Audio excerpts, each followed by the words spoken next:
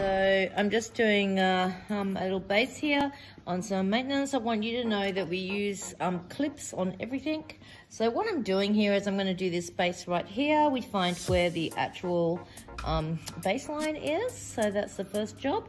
Just pin back any dreads that we don't want involved in this particular action. You want to make sure that there's nothing attached to any of the other bases. We're coming across the base.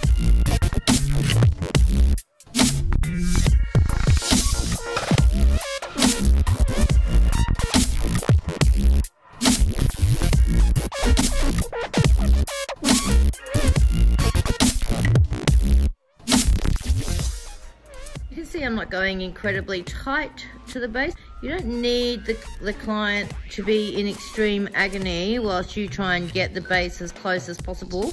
The hair closest to the scalp it's still growing, it's quite fragile. So I like to think of the idea of maybe a fingernail length. You know, that's a nice amount from the scalp to the actual dread.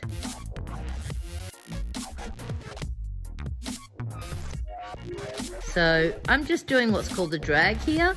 So that is just holding the hook straight down and just pulling all the hair inside the dread on one side. You can see there's a little bit of flyaways here. It's really good for pulling the flyaways. So I'm just basically going from one end, from just a little bit inside the dread and just pulling in the drag. And just then taking the hook completely out, going down and pulling in. So we can see that dread's now nice and tight. I think you can see that.